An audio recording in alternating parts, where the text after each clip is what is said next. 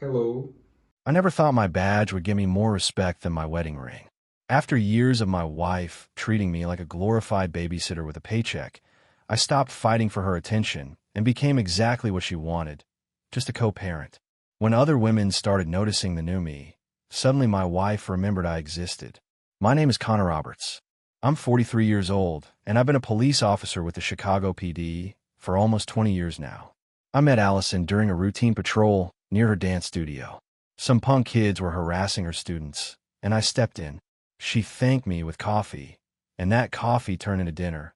And before I knew it, I was head over heels for this incredible dancer with the most infectious laugh I'd ever heard. We got married after dating for 2 years. It was a small ceremony, just close friends and family. Allison looked breathtaking in her simple white dress, her eyes gleaming with promises of forever. We bought our first home in a quiet suburb, a modest three-bedroom that we planned to fill with children and laughter. For the first few years, we were inseparable. Even with my unpredictable shifts and her late hours at the dance studio, we always found time for each other. Date nights were sacred, whether it was trying a new restaurant downtown or just curling up on the couch with takeout and a movie. We talked about everything, big and small. I'd tell her about my day on patrol, and she'd share stories about her dance students. We'd stay up late, planning our future, dreaming about the family we'd have. When our son Ethan came along, we were ecstatic. 2 years later, we welcomed our daughter Lily. Allison decided to put her career on hold to raise our kids, saying she didn't want to miss a moment of their childhood. I support her decision fully, picking up extra shifts when needed to make sure we stayed comfortable financially. Life was good. Hectic but good. I come home from a long shift to find Allison with the kids, sometimes exhausted but always happy. We put the kids to bed together, and then have that precious time just for us. I never saw the change coming. It happened so gradually that by the time I noticed, our marriage had already begun to slip away like sand through my fingers. The first real sign something was off happened after Lily's 5th birthday party. The house was quiet after a day of screaming kids and sugar-fueled chaos. I was cleaning up the last of the wrapping paper when Allison came downstairs in her pajamas. She looked exhausted. "Kids finally asleep?" I asked, tossing the trash bag aside. She nodded, barely looking my way as she grabbed a glass of water. Finally, Ethan fought me on brushing his teeth again. I moved behind her, slipping my arms around her waist like I'd done 1,000 times before. "You were amazing today. The party was perfect." For a split second, she leaned back against me, and everything felt normal. Then she stiffened and stepped away. "I'm exhausted, Connor. I just want to sleep." It wasn't the first time she'd been too tired, but something in her voice was different. There was an edge there, almost like irritation at my touch. I brushed it off. Planning Lily's party had been stressful, and Allison had handled most of it while I worked a double shift the day before. But in the weeks that followed, that moment replayed in my mind as similar scenarios kept happening. Every time I tried to kiss her, hold her hand, or suggest we watch a movie after the kids were in bed, she'd have an excuse ready. "I need to fold this laundry. I promised I'd call my sister. I'm just so wiped out from chasing the kids all day." Each excuse on its own made perfect sense. Raising 2 kids is exhausting, but the pattern was becoming undeniable. One night, after 3 weeks of sleeping beside a wife who might as well have been a stranger, I tried again. "Oh, can we talk?" I asked as she climbed into bed, immediately picking up her phone. "About what?" She didn't look up from her screen. "About us. We haven't connected in weeks." She sighed heavily, like I was bringing up something trivial. "Connor, it's just a phase. We have 2 young kids. This is normal. Is it normal to feel like my wife can barely stand to be touched by me?" That got her attention. She finally put her phone down. "That's not fair. I'm just tired all the time. Ethan's been having nightmares. Lily's going through a clingy phase. I spend all day being needed by little people. By the end of the day, I have nothing left to give." I understood her words, but they still stung. "I miss you, that's all." "I'm right here," she said, but her tone suggested she was anywhere but. Later that night, I lay awake next to her sleeping form, trying to remember the last time she'd initiated any kind of intimacy. It had been months. The realization hit me like a punch to the gut. Something was slipping away, and I had no idea how to grab hold of it. After weeks of growing distance, I decided to tackle the problem head on. I've never been one to shy away from difficult situations. Not when I was the first officer through the door on a domestic violence call. Not when I took a bullet in the shoulder protecting a witness 2 years ago. And definitely not now, when my marriage was at stake. I arranged for my mother to take the kids for the weekend, a rare opportunity for Allison and me to have the house to ourselves. I made reservations at Kingston Mines, the blues club where we had our third date. I even bought tickets to a dance performance I knew she'd been interested in. This would be our chance to reconnect. When I told Allison about my plans, her reaction wasn't what I expected. This weekend, she frowned, scrolling through her phone. I was going to meet up with Katie and Jen for brunch on Saturday. Brunch takes, 2 hours? We'd still have the rest of the weekend, I said, trying to keep my tone even. She sighed dramatically. I don't know, Connor. I was looking forward to having some time to myself with the kids gone. That stung. Time to herself meant time away from me. I took a deep breath. Allison, we need this. When's the last time we spent any real time together? We spend time together every day, she said dismissively. Passing each other in the kitchen while you pack lunches and I head to work isn't spending time together, I countered. I'm talking about us, you and me, not mommy and daddy. Something flashed across her face. Irritation, maybe even resentment. Maybe I don't have the energy to be anyone but mommy right now. I stood my ground. This isn't a request, Allison. We're doing this. Our marriage needs it. The weekend was a disaster. At dinner, Allison kept checking her phone. At the blues club, she complained about the noise.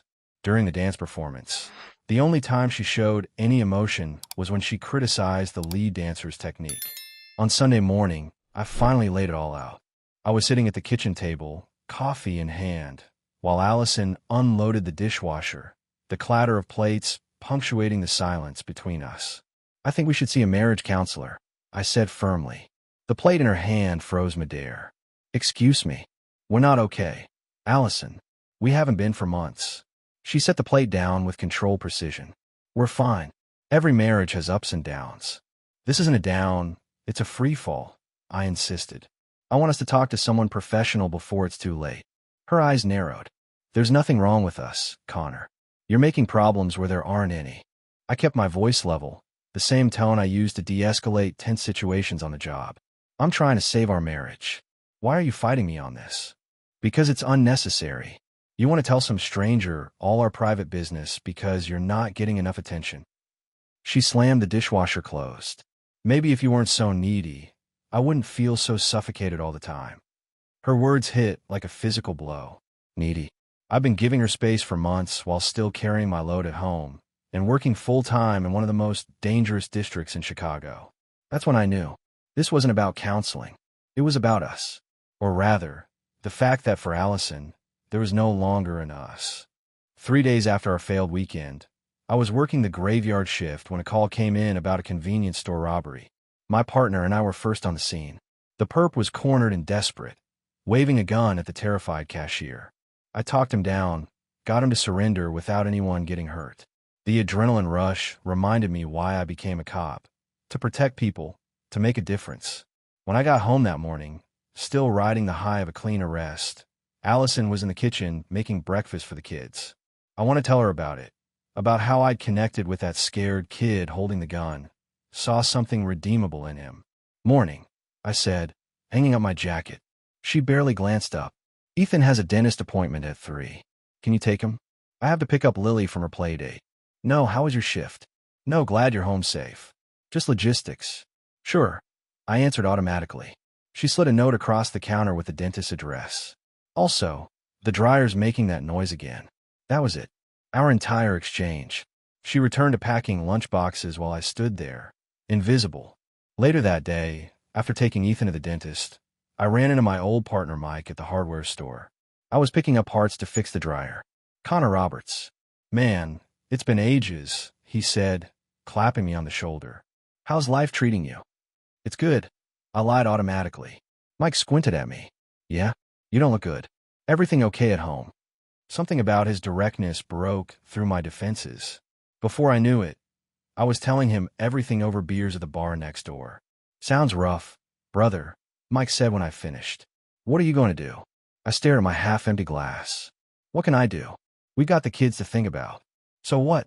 You're just a co-parent now. A roommate who helps pay bills. Mike asked bluntly. His words struck like lightning. That's exactly what I had become. Not a husband, not a partner, just a co-parent. A utility. She doesn't see me anymore, Mike, I said, the realization washing over me. To Allison, I'm nothing more than a co-parent. Someone to pick up the slack with the kids, fix things around the house, and bring home a paycheck. Mike looked at me with something close to pity. And you're okay with that? I wasn't. Not even a little bit. But what choice did I have? That night, I lay awake next to Allison, replaying a moment from earlier. She'd been on the phone with her sister when I came in with the fixed dryer part. Hold on, she'd said into the phone, then cover the mouthpiece. Did you get the right part? When I nodded, she immediately went back to her conversation, not even acknowledging my effort. It wasn't about the dryer. It was what it represented. I was only valuable for what I could do, not who I was. My wife had told me, not in words but in 1,000 small actions, that I was nothing more than a co-parent. And the most painful realization was that I'd been accepting it, hoping things would change. They wouldn't, not unless I changed them myself. The next morning, I made a decision that would change everything. If Allison saw me as nothing more than a co-parent, then that's exactly what I would become. No more try to reconnect, no more date nights, no more desperate attempts to rekindle what we once had. I got a call about a major drug bust happening that afternoon. Normally, I would have texted Allison to let her know I'd be late. This time, I didn't. I threw myself into the operation, leading the tactical team through a condemned apartment building. We seized over $2 million in product and arrested 3 high-level dealers. It was the kind of bust that would normally have me calling Allison the moment it was safe, wanting to share the victory. Instead, I went out for drinks with the squad. It was past midnight when I finally got home. Allison was waiting in the living room, arms crossed. Where were you? I called the station, and they said you left hours ago. Out with the guys, I said simply, heading for the stairs. You couldn't call? I was worried. I turned to face her. Were you worried about me, or worried about who would help with the kids tomorrow if something happened to me? Her stunned expression told me I'd hit a nerve. That's not fair, she said finally. Isn't it? I kept my voice even. When's the last time you asked about my day? About how I felt? About anything that wasn't related to the kids or the house? She had no answer for that. I'm going to bed, I said. I've got an early shift. That was the beginning. I started living my life on my terms. I took the overtime assignments I wanted. I joined the department's tactical training unit, something I'd been putting off because it required weekend commitments. I reconnected with friends I'd lost touch with. At home, I was a model father. I coached Ethan's Little League team, helped Lily with her science projects, never missed a school function. But I was done being the husband who begged for scraps of affection. I became exactly what Allison had reduced me to: detached, efficient, reliable for the kids, but emotionally unavailable to her. When she talked to me, I responded politely but briefly. When she asked for help, I provided it without complaint and without warmth. 2 weeks in, Allison cornered me in the garage as I was tuning up my motorcycle, another hobby I'd resurrected. What's going on with you? She demanded. I looked up from the engine. Nothing. Just doing some maintenance. You know that's not what I mean. You've been different. I shrugged. I'm the same as I've been for years. Just doing my job as a father and provider. And as a husband? She asked, a hint of uncertainty in her voice. I wiped my hands on a rag. What exactly do you want from me as a husband, Allison? Because for the past year, all you seem to want is someone to help with the kids and fix things around the house. I'm giving you exactly that. She stared at me, seemingly at a loss for words. If you figure out what else you want, let me know, I said, turning back to my motorcycle. But don't expect me to keep fighting for something you don't want anyway. As she walked away, I felt a strange mix of sadness and liberation. The man who had desperately wanted his wife's attention was gone. In his place was someone new, someone who refused to be taken for granted anymore. 3 months into my new approach to life, I barely recognized myself in the mirror. The daily workouts and boxing sessions had transformed my physique. The constant overtime and tactical training had sharpened my mind. I was sleeping better, despite the crazy hours, than I had in years. My captain called me in his office one Tuesday morning. Roberts, I've got an opening on the SWAT team. Your name came up. I'd wanted this for years, but had always turned down the opportunity because of the demanding schedule and risk factor. Allison had been adamantly against it.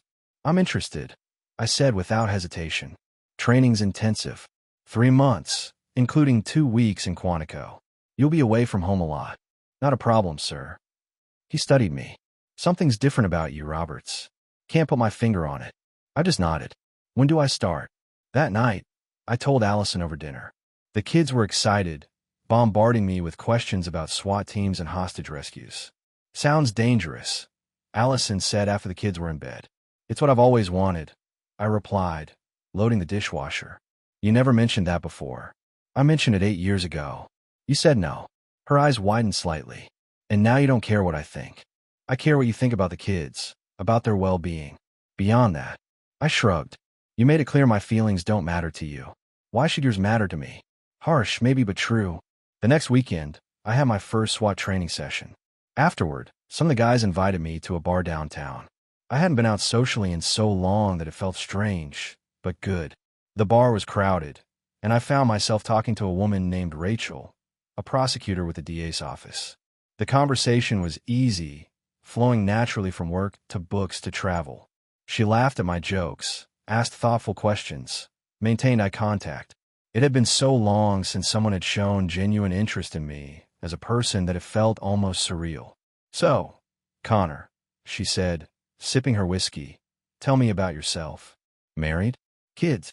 "2 kids," I answered honestly. "Marriage is complicated." She raised an eyebrow, but didn't press. Instead, she changed the subject, telling me about a case she was working on. I found myself completely engaged in the conversation, offering insights from my police experience.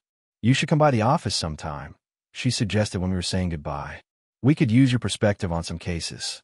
She handed me her card, her fingers brushing mine. I didn't pull away. Walking to my car, I realized I hadn't thought about Allison once all evening. I'd been fully present, enjoying myself without the cloud of rejection hanging over me. When I got home, I found Allison waiting up, pretending to read a book. "Have a good time?" she asked too casually. "Yeah, actually.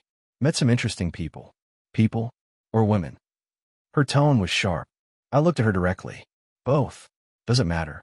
She didn't answer, just closed her book with a snap and headed upstairs. For the first time in a long time, I smiled to myself. Not because I wanted to hurt Allison or make her jealous, but because I'd rediscovered something I'd forgotten. I was worth being interested in, worth talking to, worth knowing. And if my wife couldn't see that, maybe someone else would. The SWAT training pushed me to my absolute limits. Each day brought new challenges: tactical room entries, hostage scenarios, sniper certification, advanced weapons training. I thrived on it, rising to every challenge with a determination that impressed even the veteran instructors. Roberts has ice in his veins. I overheard my training officer tell the captain, "Never seen someone so calm under pressure." The truth was, after years of walking on eggshells at my own home, simulated gunfire and flashbang grenades were almost relaxing. At least here, the threats were visible and the objectives clear. My 2 weeks at Quantico flew by. I'd never felt more alive, surrounded by men and women who shared my passion for justice and protection. When I returned home, certified as Chicago PD's newest SWAT team member, the department arranged a small ceremony. To my surprise, Allison showed up with the kids. I hadn't expected her to come. I hadn't even told her about it. She must have heard from another officer's wife. "Daddy's a hero," Ethan announced, proudly touching the tactical badge on my uniform. "He's always been a hero," Lily added, hugging my waist. I caught Allison staring at me with an expression I couldn't quite read. It wasn't until later, when one of my female colleagues approached me for a photo, that I understood. It was jealousy. The woman, Sergeant Monica Torres, had trained with me at Quantico.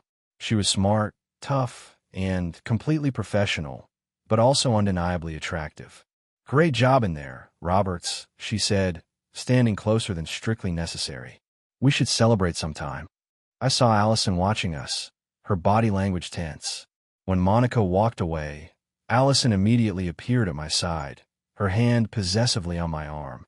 "Who was that?" she asked, voice tight. "Sergeant Torres. We trained together. Seemed pretty friendly." I almost laughed at the irony. "She's a colleague." Allison, we respect each other's abilities. Is that all? She pressed. I removed her hand from my arm. You don't get to ask me that. Not anymore.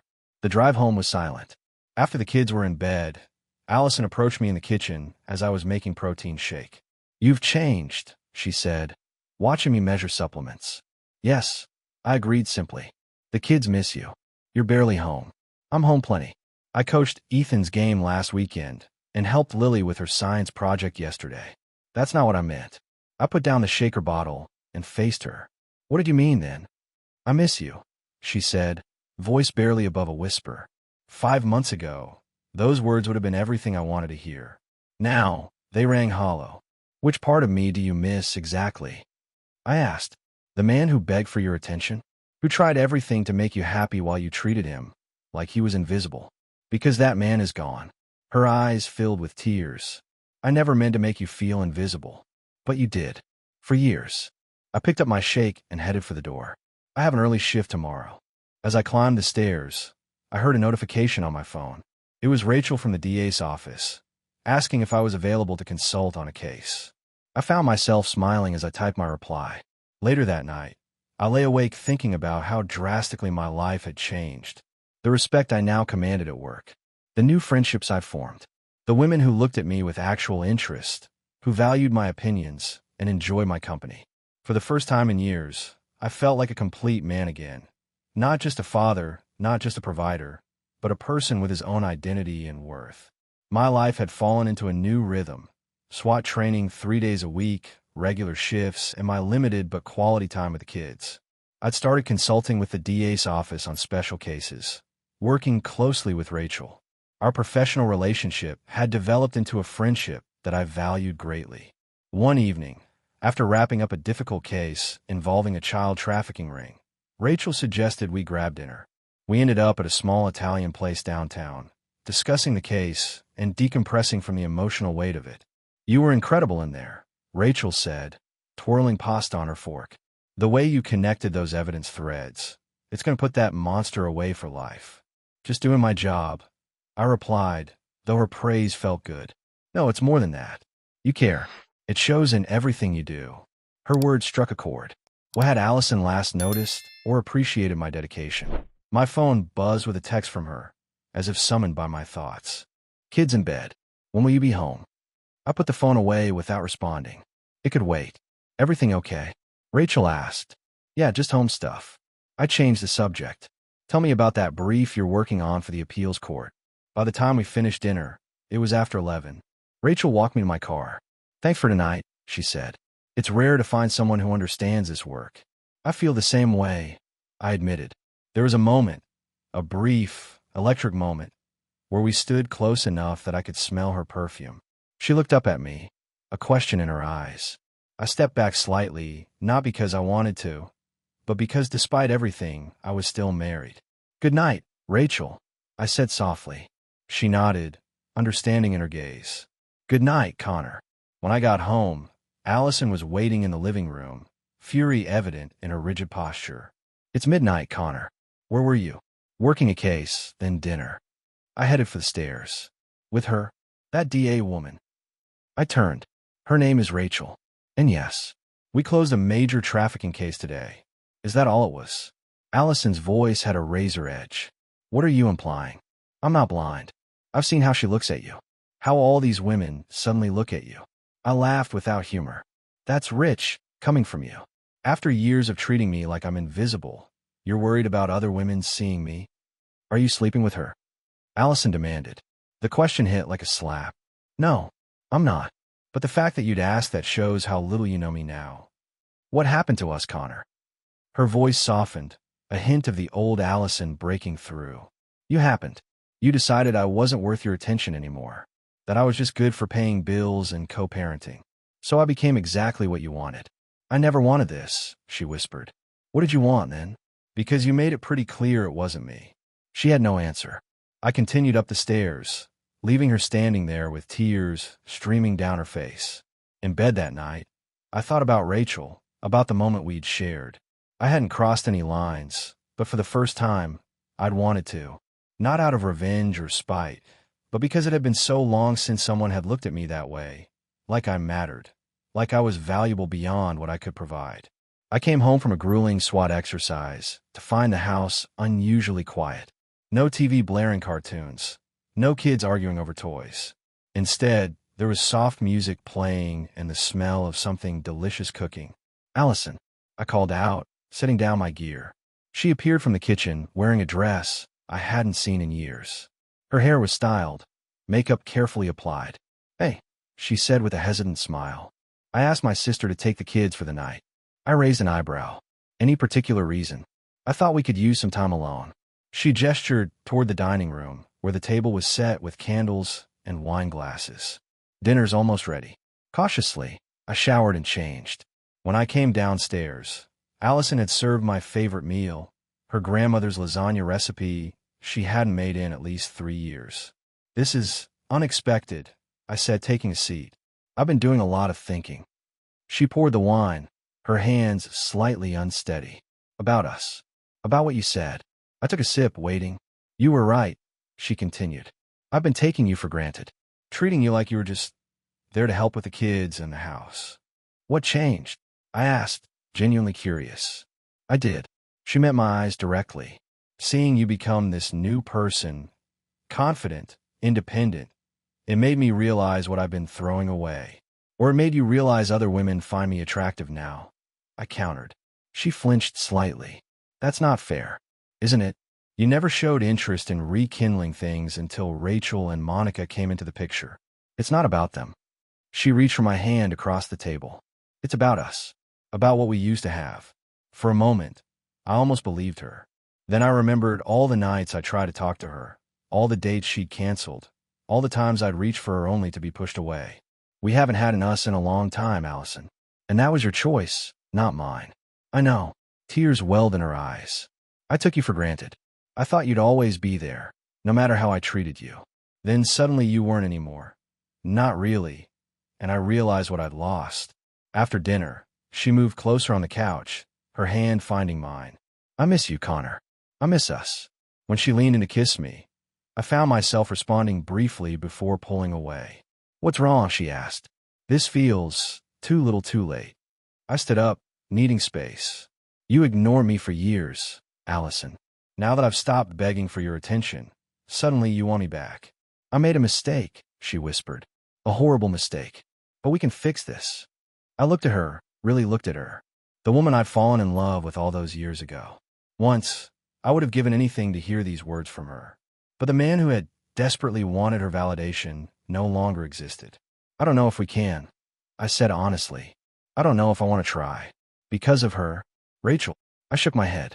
"This isn't about Rachel or anyone else. It's about me. About who I've become."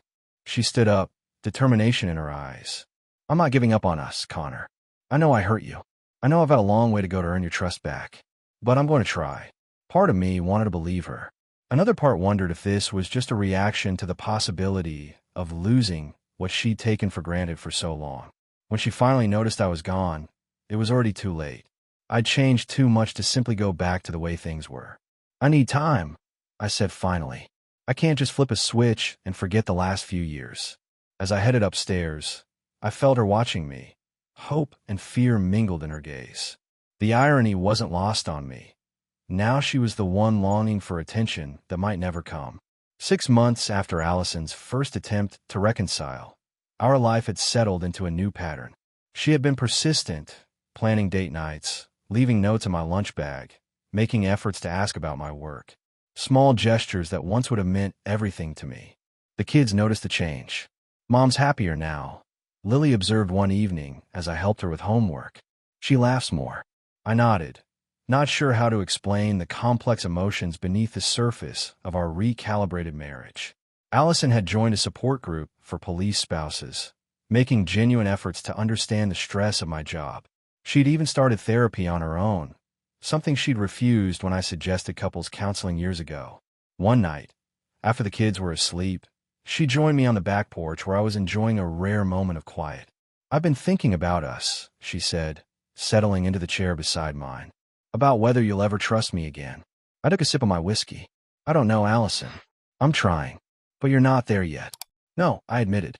"Sometimes I look at you, and all I can remember is how invisible I felt for so long. She nodded, a tear slipping down her cheek. I understand. I did that to you. I can't undo it. No, you can't. Do you think you could ever love me again? The way you used to?